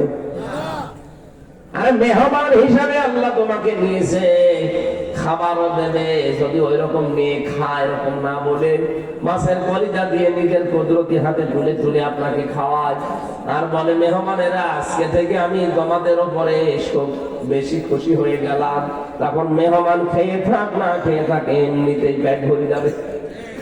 আল্লাহ বলেন জান্নাতে তো নিয়ামত এমন ভাবে রেখেছি যে জান্নাতের নিয়ামতে কোনোদিন ওর কোনো আফসোস থাকবে না। ওয়ালাকুম ফিহা মা তাশতাহি আনফুসুকুম ওয়ালাকুম ফিহা মা তাদউন নুজুলাম মিন গফুরির রহিম। আমি জান্নাতকে এমন ভাবে বানিয়েছি যে চাওয়ার আগে জিনিস পাওয়া যাবে। মনের ভেতরে কামনা বাসনা যা আসবে চাইতে দেরি, চাওয়াও লাগবে না, কামনা আসলে ওটা জান্নাতে পাওয়া যাবে। এটা আমরা 100% বিশ্বাস করি তো করি। তাহলে দুনিয়ার এই বিষয়গুলো পরিমিত করা লাগবে, ব্যবহার করবেন ঠিক, কিন্তু পরিমিত করা লাগবে। একেবারে ছেড়ে দিলে আপনি তো চলতে পারবেন না। রাব্বুল আলামিন বলেন বহু মানুষ এমন আছে তারা দুনিয়াকে বলে আমারে দিয়ে দাও, কিন্তু আমি আখিরাতে তাদের জন্য একটা অংশ বাকি রাখি না, কারণ তারা আখিরাত চাই না। কিন্তু আমার মুমিন বান্দা বান্দী যারা, এই মানুষগুলো দুনিয়া চায়, আখিরাতও চায়, আর জাহান্নাম থেকে বাঁচতে চায়। এখন দুনিয়ায় আমরা যারা হাসানা চাই, কল্যাণ চাই, এখানে যারা হাজী সাহেব আছে প্রত্যেকটা হাজী দেখবেন রুকনে ইয়ামিনী থেকে হাজরে আসওয়াদ, এই জায়গাটা পার হওয়ার সময় আল্লাহর কাছে বলে রব্বানা আতিনা ফিদ দুনিয়া হাসানা, হে আল্লাহ দুনিয়ায় হাসানা দাও। দুনিয়ায় আমরা যারা এতদিন এই দোয়া করেছি, আমি নিজেও তো প্রতিদিন এই দোয়া করতে আছি যে দুনিয়ায় হাসানা দাও, এখানে আমরা করি না। এক কথা বলেন না কেন? যারা এই দোয়া করেন যে আল্লাহ দুনিয়ায় হাসানা দাও, দুনিয়ার হাসানা কি? তাফসীর থেকে আমি শোনাচ্ছি এবার। দুনিয়ার হাসানা আমি পেয়েছি 16টা। কেউ যদি দুনিয়ার হাসানা পেতে চায় তাহলে কয়টা জিনিস পাওয়া লাগবে? আরো জোরে বলেন। আপনি দেখেন তো পেয়েছেন কিনা। এতদিন ধরে দোয়া করছেন যে দুনিয়ায় হাসানা দাও, দুনিয়ার হাসানা কি? দুনিয়ার হাসানায় 16 নম্বর 16টা জিনিস পাবে। 10টা জিনিস দুনিয়ার হাসানা, আর আখিরাতের হাসানা 5টা। আপনি না যাবেন না, আর জাহান্নাম থেকে বাঁচার উপায় একটা। 10 5 আর 1 সব মিলে কত? আর জোরে। এই দোয়াটা সে জন্মের পর থেকে করছি আমরা এতদিন, আজও করছি, কিন্তু আসলে পেয়েছি কিনা দোয়া যে কথাগুলো বলা হয়? এবার মিলাবেন আপনার দোয়া কতদূর কবুল হয়েছে। 1 নম্বরে দুনিয়ার হাসানা হচ্ছে কোরআনে কারীম পাওয়া। এখন প্রশ্ন আসতে পারে কোরআন তো পেয়েছি না, কেউ যদি কোরআন পায় তাহলে তার 4টা জিনিস পাওয়া লাগবে। আপনারা কি চলে যাবেন নাকি? আছেন তো? এটা আছে সূরা বাকারার 221 নম্বর আয়াতে, আল্লাযীনা আতাইনাহুমুল কিতাবা ইয়াতলুনাহু হাক্কা তিলাওয়াতি উলাইকা ইউমিনুনা বিহি ওয়া মান ইয়াকফুর বিহি ফাউলাইকা হুমুল খাসিরুন। বলেন আল্লাহু আকবার। আল্লাহ বলেন আমি যাদেরকে কিতাব দিয়েছি, যারা আমার কিতাব পেয়েছে, সে মানুষগুলো তার হক আদায় করে তেলাওয়াত করে। হক আদায়ের বিষয়ে আমি 4টা বিষয় দেখেছি তাফসীরে। 1 নম্বরে শুদ্ধ করে পড়া, 2 নম্বর ওটা বোঝা, 3 নম্বরে নিজের প্র্যাকটিক্যাল জীবনে ওটা আমল করা, কাজ করা অনুযায়ী, 4 নম্বর ওটা যেন মানুষ মানতে পারে সেই ব্যবস্থা করে দেওয়া। এখানে আমরা যারা আছি হয়তো কোরআন শুদ্ধ করে পড়তে পারি, 1 নাম্বার পেলাম। 2 নম্বরে হয়তো আমরা বুঝি কম বেশি, 3 নম্বরে আমার প্র্যাকটিক্যাল লাইফে কম বেশি আমরা মানতে পারি। 4 নাম্বার এটা আমি মানুষকে মানাতে চাই, এইটাই আমরা অনেকে নেই। হ্যাঁ, কথা বলছে না কেন? এটা আমি মানুষকে মানাতে চাই, এরকম পরিবেশ তৈরি করা লাগবে না। একামতে দিনের দায়িত্ব যারা পালন করে তারা তো এইটা চায় যে আমি শুধু নিজে মানবো না, আমি মানুষকে মানাতে চাই। আমি যেমন নিজে দুর্নীতি করি না, আমি করতেও দেব না। কথা বলেন। আমির জামাত ডক্টর শফিকুর রহমান হাফিজাহুল্লাহ উনি এই ঘোষণা দিয়েছেন যে আগামীতে যদি ইসলাম এদেশে আসে, সাদাবাজি চলবে না। সাদাবাজি নিজেরা করি না, কাউকে করতেও দেব না। আমরা তো কোরআনের হক আদায় করতে চাই। কারণ রব্বানা আতিনা ফিদ দুনিয়া হাসানা, দুনিয়ায় হাসানা দাও বলে আমি শেষ করে দিতে চাই না। আমি দুনিয়ার হাসানা চাই। দুনিয়ার হাসানা যদি পেতে চায় তাহলে নিজে মানলে হবে না, এটা যেন মানুষ মানতে পারে সেই ব্যবস্থা করে দেওয়া লাগবে। আর এই কাজ করতে চাই, এখানে অনেক জালেম, অনেক মুনাফিক আমাদেরকে ধর্ম ব্যবসায়ী বলছে। ধর্ম ব্যবসায়ী হয়ে গেছে। কোরআনের রাজনীতি নাকি তারা খুঁজে পায় না, অথচ আপনি যারা আলেম আছে জিজ্ঞাসা করেন 918 জায়গায় রাজনীতি কোরআন দিয়ে করা লাগবে আমি নিজে পেয়েছি। যারা আরো বড় বড় আলেম আছে তারা আরো বেশি পাবে হয়তো। আমি নিজে 903 জায়গায় পেয়েছিলাম, পরবর্তীতে আরো খোঁজ করে দেখি 918 জায়গায় আছে। যেই লোকটাই ফতোয়া দিল যে কোরআনের রাজনীতি নেই, ওই লোকটারে আমি মনে হয় সূরা ফাতিহা শুদ্ধ করে পড়তে পারবে না। দুনিয়ার হাসানা পেতে হলে অবশ্যই আপনাকে 4টা জিনিস মাস্ট বি পাওয়া লাগবে। শুদ্ধ করে পড়বেন। 2 নম্বরে নিজে বুঝবেন কয়জন শুদ্ধ করে পড়তে পারে, এখানে কয়জন বোঝে, নিজে কয়জন ব্যক্তিগত জীবন থেকে আন্তর্জাতিক জীবন মানতে পারে কয়জন। 4 নাম্বারটা তো আরো কঠিন, যেটা আমি মানুষকে মানাতে চাই, সেই পরিবেশ তৈরি করে দিতে চাই। এমন পরিবেশ তৈরি করবো শিক্ষা ব্যবস্থায়, চিকিৎসা ব্যবস্থায়, যে আন্দাজে ঔষধ লিখবে না ডাক্তারেরা। অনেকে বিভিন্ন জায়গার হাতিয়া তৌফা পেয়ে এমন এমন ঔষধ লেখে, ঔষধের কাজ তো হয় না, রোগ আরো বাড়ে। এটা এমনি না, কারণ ওই যে ঔষধ কোম্পানির লোক এসে ওরা আগেই বিভিন্ন জিনিস হাতিয়া তৌফা দিয়ে গেছে, বলে যে স্যার এই ঔষধটা দেখবেন, ও কাজ হয় হোক না হয় না হোক, আগে থেকে তো গাড়ি পেয়ে গেছে। এরকম ডাক্তার দেশে নেই? বলেন না কেন? ডাক্তার যদি শাহিদ জব্বারের মতো ডাক্তার বানাতে পারতেন এই দেশে, ডাক্তার মতিয়ার রহমানের মতো ডাক্তার বানাতে পারতেন, আপনি সারা দুনিয়া দিয়ে দিলেও জীবনও আপনার মন মতো ঔষধ সে লিখবে না। রাজশাহীর ডাক্তার ফাতেমা সিদ্দিকার মতো ডাক্তার বানান, সারা বাংলাদেশ লিখে দেবেন, তারপরও আপনি উল্টা পাল্টা ঔষধ লিখবে না। অথচ কত ডাক্তারের দেখি সব বেতন দরজা দিয়ে দেওয়া থাকে, আগে থেকে সব পেয়ে যায়, এমন ঔষধ লেখে রোগী বাঁচানোর পাখিরাও মরে যায়। এই জন্য সব বিভাগগুলো মুক্ত করা লাগবে, যেন মানুষ এখানে আল্লাহর বিধান মানতে পারে, সেই ব্যবস্থা আমি করতে চাই। আর আমার যতটুকু বিশ্বাস, একামতে দিনের দায়িত্ব যারা দেশে পালন করে তারা এইটা চাই যে আমি নিজে মানবো তা না, আমি মানুষকে মানাবো। কথা বলেন ঠিক কিনা? এটা যদি আপনার কাছে রাজনীতি মনে হয়, হ্যাঁ এটাই আমার রাজনীতি। আমি কোরআন নিজে পড়বো, শুদ্ধ করে আমি বসবো, আমি নিজে মানবো, আমি মানুষকে মানাবো। বলেন, এটা মানুষকে মানাতে গিয়ে যদি ঝামেলা হয়, হ্যাঁ আমার ঝামেলা হবে। যদি এর জন্য দল করা লাগে আমি দল করব, এর জন্য যদি মিছিল করা লাগে মিছিল করব, যদি ভোট দেওয়া লাগে ভোট দেব। কারণ আমি চাই কোরআন মানুষ যেন মেনে নিতে পারে, সেই পরিবেশ দরকার না? হাজারো জায়গায় কোর্টে যাবেন, কুমিল্লার কোর্টে, কোর্টের ঈদ পর্যন্ত টাকা চায়। বেশি বললাম? কোর্টের ঈদ না, কোর্টের ম্যাজিস্ট্রেট পর্যন্ত টাকা চাইতে পারবে না, এরকম কোর্ট পৃথিবীতে নবীজি বানিয়েছিলেন। সেরকম করতো আমরাও বানাতে চাই। রব্বুল আলামিন বলেন যারা দুনিয়ার হাসানা চাও এইটা এখানে বসেন। 2 নম্বরে কোরআনের হেদায়েত আপনাকে পাওয়া লাগবে।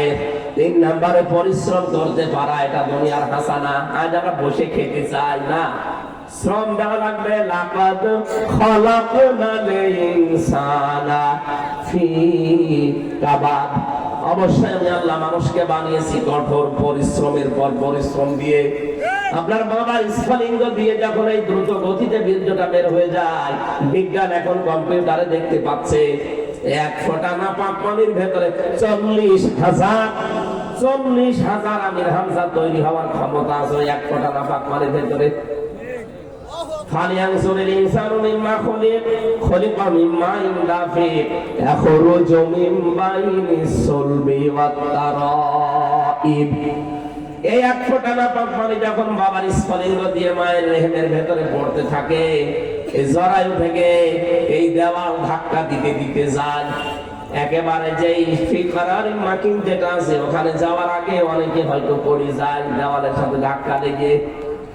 আল্লাহ বলেন আমি তোকে এই যে কঠোর পরিশ্রম দিয়ে এখান থেকে নিয়ে একেবারে জায়গা মতো পৌঁছিয়ে দিলাম। কতগুলো তো পড়ে গেছে, আসতে পারে না পর্যন্ত। এই পৃথিবীতে একজন মহিলার কেবল 13টা সংখ্যান ওই জায়গায় পৌঁছিয়েছিল। ক্যালিফোর্নিয়ার এক মহিলার 13টা বাচ্চা হয়েছে, কারো 2টা 3টা 5টা 7টা পর্যন্ত হয়। তার মানে আমি ওখান থেকে পরিশ্রম আরম্ভ করেছি, আমাকে কেউ টলাতে পারেনি। আমি কিন্তু 39,999 জনকে পেছনে ফেলে আমার মায়ের ওই কারারিন মাকিন সুরক্ষিত স্থানে আমি একা পৌঁছিয়েছিলাম। আমি হামজা, আমি শফিক। কথা বলেন না কেন? ওখান থেকে শেষ করে দেয়নি। 40 দিন আমাকে পাল্টিয়েছে, আমাকে পাল্টাতেছে। বহু রকমের চেষ্টা সাধন আমার উপর দিয়ে গিয়েছে। আমার খাবারের উদ্রেক দেখা দিয়েছেন। আল্লাহ পাক বলেন খাবারের সময় আমি না পাক খাবারটা তার মুখ দিয়ে দিতে পারতাম, ওই রক্তটা দেইনি। নাভির ভেতর দিয়ে আমি আল্লাহ পাস করে দিয়ে তোকে বাঁচিয়ে রেখেছি। আমি জানাতে চাই দুনিয়ায় যে মুখ দিয়ে যেন কোনো নাপাক জিনিস দিবি না। মানুষের জিনিস চুরি করে খাওয়া এটা নাপাক না? না বলে খাওয়া, না বলে নেওয়া, এর নাম চুরি। এটা দেশে নেই। এটা যে দেশে আছে যে দুপুরবেলা যে মোবাইল চুরি করলো, এইটা এটার প্রমাণ। না বলে নেওয়া, না বলে খাওয়া, এর নাম কি? এটা করা যাবে না। এটা যেমন শুকুরের গোস্ত যেমন না বলে খাওয়া, না বলে নেওয়া জিনিস ওই রকমই। শুকুরের গোস্ত হারাম, পায়খানা হারাম, এইটাও হারাম। এই নাপাক জিনিস যেন আপনার মুখে প্রবেশ না করে। তার মানে দুনিয়ার কল্যাণ হচ্ছে পরিশ্রম করতে পারা। যদি শ্রম দিতে পারেন, পরিশ্রম করতে পারেন, বুঝবেন আপনি দুনিয়ার হাসানা পেয়েছেন। আপনি শ্রম দিতে পারেন, আপনার মেধার শ্রম আছে, আপনার শরীরের শ্রম আছে, আপনার যোগ্যতার শ্রম আছে, আপনার লেখাপড়ার শ্রম আছে, আপনার ক্ষমতার শ্রম আছে। কত জায়গায় শ্রম লুকিয়ে আছে, আপনি একটাও দেন না, শুধু বসে বসে খান। আর বাংলাদেশে যারা বসে বসে খায় এরা নাকি আল্লাহর ওলি, এরা তো আল্লাহর বলি। 48,000 দরবারে যারা বসে বসে খায়, পীর নাম নিয়েছে, আল্লাহর ওলি নাম নিয়েছে। কে বলিস আল্লাহর ওলি? আল্লাহর ওলি তো আল কাসিম ও হাবিবুল্লাহ, যারা শ্রম দিয়ে খায়। কাজ করে খাওয়া লাগবে আপনাকে, কাজ যত ছোট হোক অসুবিধা নেই। কিছু মানুষের অভ্যাস হয়ে গেছে কাজ করবেন, শুধু বসে বসে খাবেন। কাজ করে খাবেন আপনি, শ্রমের যে ঘাম ঝরবে। নবীজি বলেন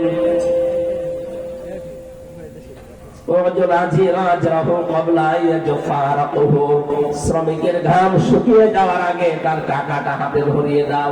এত মর্যাদা, এত মূল্য শ্রমিকের। এই জন্য আমরা শ্রম যদি দিতে পারি, আপনি বুঝবেন আপনি আল্লাহর হাসানা দুনিয়ায় পেয়েছেন। 4 নম্বরে দুনিয়ার নিরাপত্তা পাওয়া পেয়েছে। আমরা নিরাপত্তা অবালো দাখলাহু কানা আমিনা। রব্বুল আলামিন বলেন যারা কাবার চত্বরে প্রবেশ করে তাদেরকে নিরাপত্তা দেন কে? এখানে শিক্ষা আছে। এইদিকে তাকান, কাবার এই চত্বরটায় বিধান চলে আমার আল্লাহর। এখানে কোন শিরিক, কথা বলে না কেন? শিরিক নেই এখানে। এই জন্য আমার আল্লাহ জায়গাটা নিরাপত্তা দিয়েছেন।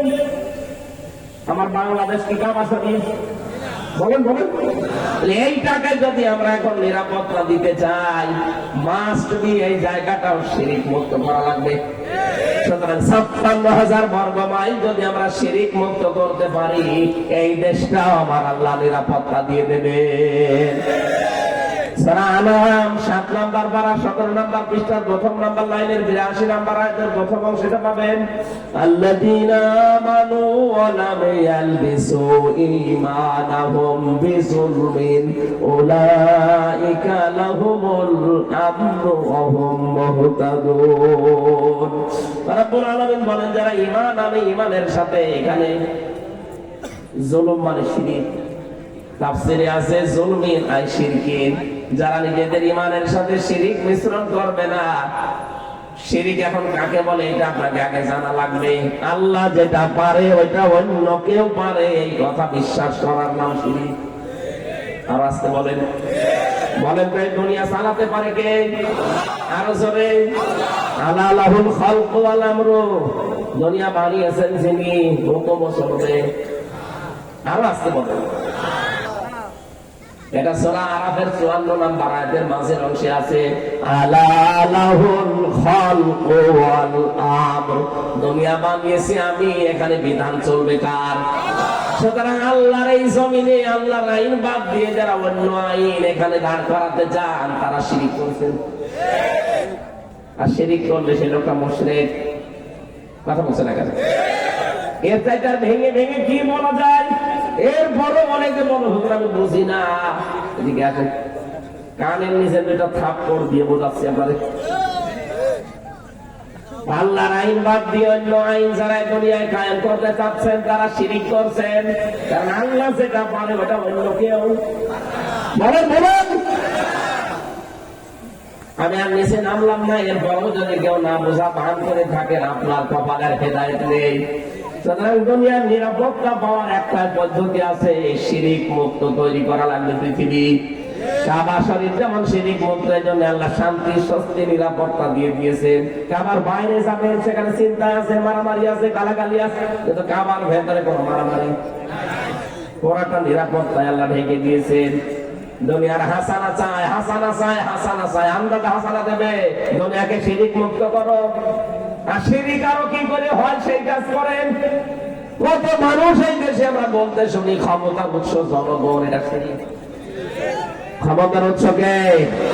আরো জোরে বলেন কে? আমার এর চাইতে ভেঙে বোঝানোর কায়দা নেই, আপনি এখন না বুঝলে বাড়ি চলে যান। 5 নম্বরে শান্তি সুখ পাওয়া। শান্তি আমি পেয়েছি 3টা, সুখ পেয়েছি 4টা, সব মিলে 7টা। শান্তির আরবি হচ্ছে রাহাতুন, শান্তির আরবি হচ্ছে ইসলাম, সিলমুন, সালমুন। আর সুখের আরবি হচ্ছে রাহাতুন। সুখ 3 প্রকার হয়, শান্তি 4 প্রকার হয়। এত কথা আল্লাহ কোরআনের এই আয়াতের ভেতরে লুকিয়ে রেখেছে। আমরা মনে করি রব্বানা আতিনা ফিদ দুনিয়া হাসানা, একটা দোয়া, দোয়া, কিন্তু সব এর ভেতরে আমার আল্লাহ দিয়েছেন। আমি তো এই দোয়াটা নিয়ে বিশ্লেষণ করে দেখেছি, দুনিয়া আখিরাতে যা আছে সবই দোয়ার ভেতরে আছে। এই দোয়াটা যদি কেউ সত্যি পেয়ে যায়, সে দুনিয়া আখিরাত সব পেয়ে গেছে। বলেন সুবহানাল্লাহ। 6 নম্বরে পেয়েছি সুস্থতা, এটা দুনিয়ার হাসানা। এরপরে ভালো যানবাহন পাওয়া, এটা দুনিয়ার হাসানা। এরপরে হালাল কর্মজীবন, এটা যদি আপনি পেয়ে যান, এটা দুনিয়ার হাসানা। উত্তম বাসস্থান যদি পেয়ে যান, এটা দুনিয়ার হাসানা। কোরআনের সমাজ দুনিয়ায় পেয়ে যাওয়া দুনিয়ার হাসানা। এরপরে সন্তান যেন ভালো হয়, এটা দুনিয়ার হাসানা। এরপরে স্ত্রী যেন ভালো হয়, দুনিয়ার হাসানা। ধৈর্য যেন সব কাজে ধরা যায়, এটা দুনিয়ার হাসানা। এই 10টা বিষয় আমি তাফসীর থেকে পেয়েছি হাক্কারিতে, যে দুনিয়ার হাসানা যদি কেউ পেতে চায়, এই 10টা বিষয় তাকে পাওয়া লাগবে। এখন আপনি বলেন এই 10টা আপনি পেয়েছেন কিনা? রব্বুল আলামিন বলেন ফিল আখিরাতি হাসানা, আখিরাতের হাসানা 5টা। মরণ যেন ভালো হয়, ভালো মরণ ওইটা যেটা গলায় দড়ি দিয়ে হয়, বিষ খেয়ে হয়। কোনটা? শহীদের মরণ। শাহাদাতের মরণ যেটা, এটা দুনিয়ার হাসানা, আখিরাতের হাসানা। কবর যেন ভালো হয়, ভালো কবর ওইটা যেন পাকা করা হয়, যেটা মোজাইক পাথর দেওয়া হয়। হযরত উসমানের মতো মানুষ পড়ে আছে, মাথার কাছে একটা পাথর দেওয়া মাত্র। আর বাংলাদেশে গরু ছাগল মরে যায়, কবর 2 তলা হয়। কে বলেছে আপনাকে কবর পাকা করা লাগবে? বঙ্গবন্ধুরে কবর পাকা করতে এর আশপাশে কত টাকা খরচ হয়েছে, জিয়াউর রহমানের কবর পাকা করতে কেন করা লাগবে? মাওলানা মতিয়ার রহমান নিজামী পড়ি নেই, মাওলানা দেলাওয়ার সাইদে পড়ি নেই। কেন আপনার কবর এত সুন্দর করে পাকা করে মোজাইক পাথর দিয়ে এত বিউটিফাই করা লাগবে? দুনিয়ায় যদি কবর ভালো কবর ওইটা হতো যেটা পাকা কবর, তাহলে রাসূলুল্লাহ কবর কি করতো আপনি টের পাচ্ছেন? খালি তার লাশটা চুরি করার জন্য খ্রিস্টানরা ইহুদিরা চেষ্টা করেছিল। এই জন্য বাদশাহ নুরউদ্দিন জঙ্গি রহমতুল্লাহ আলাইহি সীসা গলা প্রাচীর দিয়ে, একেবারে সীসা গলা প্রাচীর দিয়ে পাতাল পর্যন্ত ওটা কবরটাকে সংরক্ষণ করে দিয়েছে, কেউ যেন ভাঙতে না পারে। কিন্তু সাহাবীদের যতগুলো কবর আমি দেখেছি, হযরতে ফাতেমা, হযরতে উসমান পড়ে আছে, এত বড় বড় জান্নাতি সাহাবী, কবর পাকা করা দূরের কথা, একটা মাত্র পাথর দেওয়া, বোঝাও যাচ্ছে না এটা কবর কিনা। এই জন্য ভালো কবর ওইটা, সেই কবর বোঝা যায় না। আল্লামা সাইদের কবরে যান, দেখেন পড়ে আছে একটা সাধারণ ভাবে। আখিরাতের হাসানা আপনি পাচ্ছেন না, এজন্য ওসিয়ত করে যাবেন যে আমার কবরের জন্য 10 লাখ টাকা বাজেট করার কোনো দরকার নেই, ওই টাকা কোনো গরিব মানুষের সংসার চালাতে দিয়ে দিও। 3 নম্বরে হাসর যেন ভালো হয়, ভালো হাসর হবে হামানের সাথে, কারুনের সাথে। ভালো হাসর হওয়ার জন্য ভালো মানুষ লাগবে। আল্লাহর ও মামান হাব্বা, যার সাথে আপনার মহব্বত ছিল, কিয়ামতে আল্লাহ তার সাথে হাসর করাবে। মাওলানা শফিক সাহেবের সাথে আমার মহব্বত আছে, কিয়ামতের দিন আল্লাহ আমার হাসর করাবে ওনার মতো আলেমের সাথে। আর আপনার সম্পর্ক হচ্ছে বাহার মিয়ার সাথে, আপনার হাসর হবে বাহারের সাথে। 4 নম্বরে হাউজে কাউসার যেন পাওয়া যায়। হাউজে কাউসার পাবে কারা? ফাসাল্লি লিরাব্বিকা ওয়ানহার, যারা দুনিয়ায় নামাজ আদায় করে আর কুরবানি করে, ত্যাগ তিতিক্ষা সহ্য করে ইসলামের জন্য। 5 নম্বরে নবীর সুপারিশ যেন পাওয়া যায়। নবীর সুপারিশ পাবে কারা? সূরা তাহা 109 নম্বর আয়াতে আছে, ইয়াউমা ইযিল্লা তানফাউশ শাফাআতু ইল্লা মান আযিনা লাহুর الرحمن ورضي له قولا। এই 5টা জিনিস যদি আপনি পেয়ে যান দুনিয়ায় মরণের পরে, তাহলে আপনার আখিরাতের হাসানা আপনি পাবেন। ওয়াকিনা আযাবান নার, জাহান্নাম থেকে আমাদের বাঁচাও।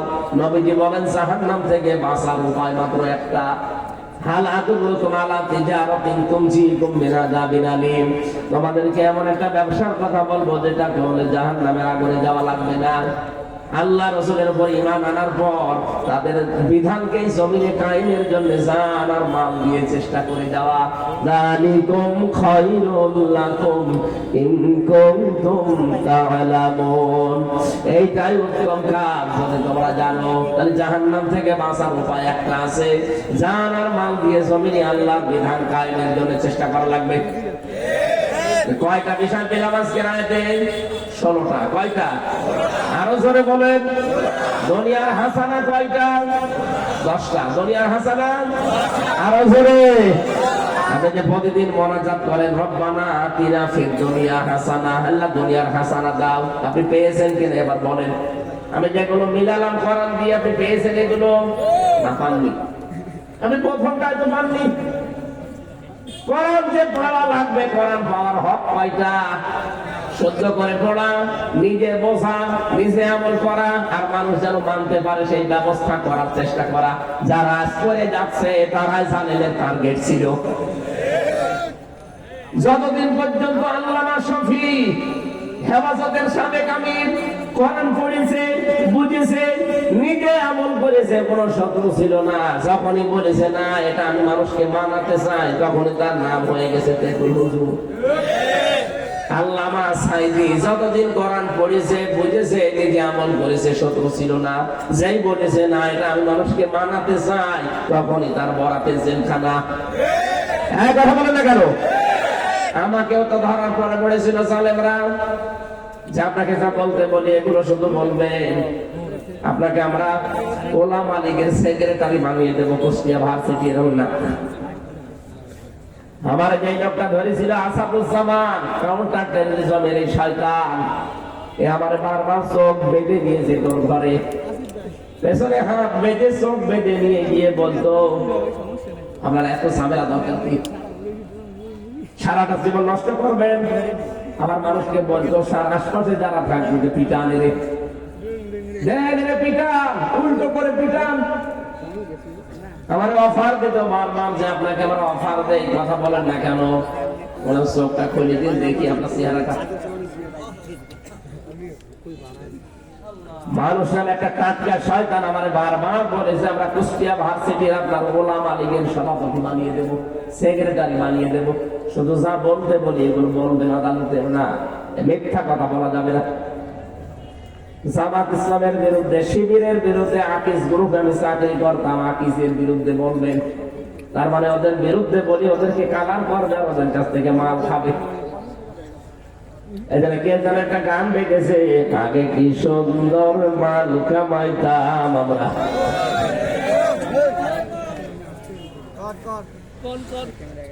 আরে ভাই দুনিয়ার হাসানা চাই, আমরা শুধু দোয়া করে শেষ করে দিইনি, আমরা দুনিয়ার হাসানা চাই। এই কারণেই তো মানুষ যেন কোরআন মানতে পারে, সেই পরিবেশ দরকার না? পরিবেশ এখন আছে, তৈরি করা লাগবে 10টা, আর আখিরাতের হাসানা ওই 5টা। জাহান্নাম থেকে বাঁচতে হলে মাস্ট বি জমিনে দিন কায়েমের আন্দোলন আপনাকে করাই লাগবে। এই পৃথিবীতে দিন কায়েমের আন্দোলন করা ফরজ, বিরোধিতা করা কুফরি, আর চুপ থাকা মুনাফিকি। আল্লাহ আমাদের হেফাজত করুন, এই 16টা বিষয় যেন আমরা দুনিয়া আখিরাতে পাই। আল্লাহুম্মা আমিন। লা ইলাহা ইল্লা আনতা সুবহানাক ইন্নী কুনতু মিনাজ জালিমিন।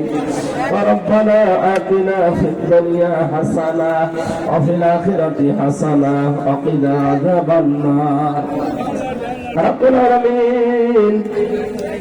সৈয়দপুর, কুমিল্লা জেলার সৈয়দপুরের দিকে তুমি তাকাও। হাজার হাজার বান্দা বান্দি আমরা এখানে বসে বসে তোমার কোরআনের কথা শুনছিলাম। দুনিয়া এবং আখিরাতের জন্য যে কল্যাণ হাসানার কথা তুমি জানালে, কম বেশি আমরা অনেকেই জেনে ফেলেছি। এই 16টা বিষয় তুমি আমাদের জীবনে দিয়ে দাও। 2 দিন ব্যাপী এই মাহফিলটা করার জন্য তোমার বান্দারা যে শ্রম দিল, ময়নাল মাস্টার, আল্লাহ তাআলা যত যুবককে সাথে নিয়ে প্রবাসী যারা আছে এলাকার বহু মানুষ, এই প্রবাসীরা নিজেদের হালাল রুজি থেকে টাকা পয়সা পাঠিয়েছে, যত মানুষ কোরআনের জন্য চেষ্টা চালিয়েছে, প্রত্যেকটি মানুষকে মঞ্জুর করে দাও। এলাকায় কবরে যারা ভূমি আছে, কবরগুলো জান্নাতুল ফেরদাউস বানিয়ে দাও। মাহফিলের সভাপতি একজন আলেম মানুষ মাওলানা আব্দুল জব্বারকে কবুল করো। মাওলানা হোসাইন মাহফুজ, মাওলানা বদরুল ইসলাম খান, আগামীকাল যারা আসবেন শ্রদ্ধাভাজন বড় ভাই মাওলানা আব্দুল্লাহ নবীন, শামীম বিন সাইদি, মাওলানা ইহিয়া তাকি, জনায়েদ আহমেদ সহ যত আলেমরা আসবে, মাওলানা শফিকুল ইসলাম সহ প্রত্যেকটি আলেমকে তুমি আলেম হিসাবে কবুল করে নাও। এই মাহফিলের যত যুবক শ্রম দিয়েছে, যত স্বেচ্ছাসেবক দেখলাম, এই যুবকদেরকে যে মা পেটে দিয়েছে, মায়ের পেট খাদিজাতুল কুবরার মতো বানিয়ে দাও। রব্বুল আলামিন, যে বাড়িতে এসে বসেছিলাম ওই বাড়ির উপরে তোমার রহমত নাযিল করো, ওই বাড়ির মালিককে তুমি কবুল করে নাও। মা বোনেরা পর্দার আড়ালে যারা আছে, খাদিজাতুল কুবরার মতো তাদের বানিয়ে দাও। আগামীকাল এখানে অনুষ্ঠান হবে, আগামীকালের মাহফিল তুমি মেহেরবানি করে আরো সহজ করে দাও। আমি সহ যারা অসুস্থ আছি আমাদেরকে তুমি শেফায়ে কামিলা আজেলা নসিব করো। কখন কার কাছে আজরাইল পাঠিয়ে দাও জানি না, যখনই আজরাইল আসবে যেন পড়তে পারি লা ইলাহা ইল্লাল্লাহু মুহাম্মাদুর রাসূলুল্লাহ। সম্মানিত ভাইরা, পারিবারিক জীবন নিয়ে আমি বই লিখেছি জেলখানায়, ওই যে সামনে সাদা